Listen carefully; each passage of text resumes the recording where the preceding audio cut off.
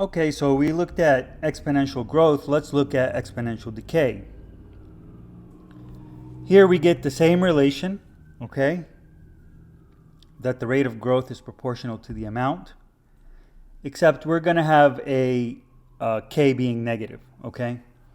And one of the major things that we compute when looking at exponential decay is the half-life. Now, the half-life is the time it takes for you to go from, say, an initial amount of A naught for a radioactive material, for example, to 1/2 A naught, okay? And we could plug in that relation. So here on the left-hand side is just the condition that we have half of the initial amount. And on the right-hand side is plugging in T1/2, which is the time to half the initial amount, into our general form. The A naughts cancel, and we get to solve for this T1/2, or the half-life, in terms of our rate of proportionality. Here's the decay rate, okay? And k would be negative, so that's important, because if k is negative, would cancel that negative, and you get a positive time, which we should. And this is an important quantity, and so we give it a name. It's the half-life, and here it is. We just derived that up there.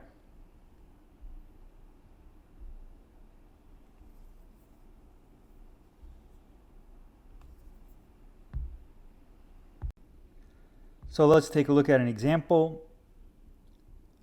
Note that the half-life of carbon-14, which is an isotope of carbon that's not stable, so it decays, its half-life is 5,730 years. Okay, this is used for carbon dating.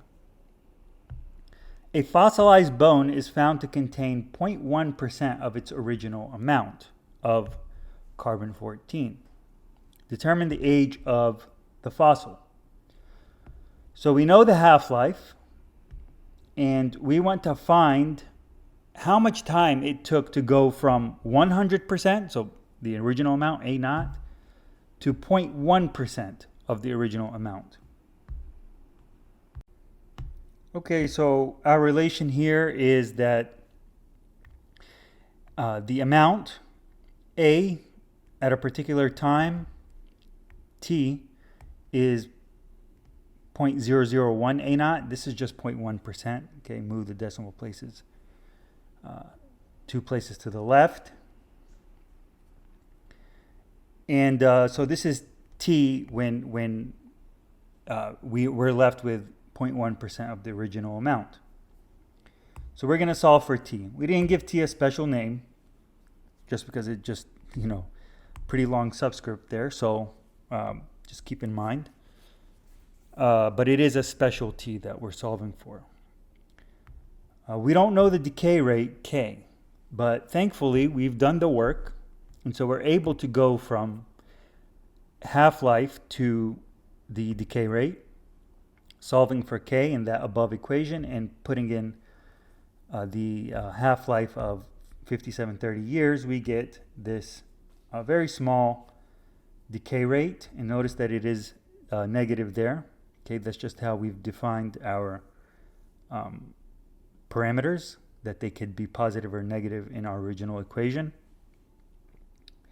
And it has units of 1/year.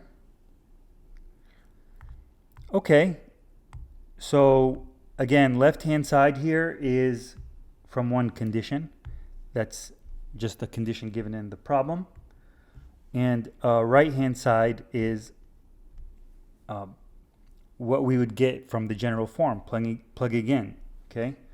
And we're going to plug in, we know K, okay? I don't put it in there until the end just because it's pretty long.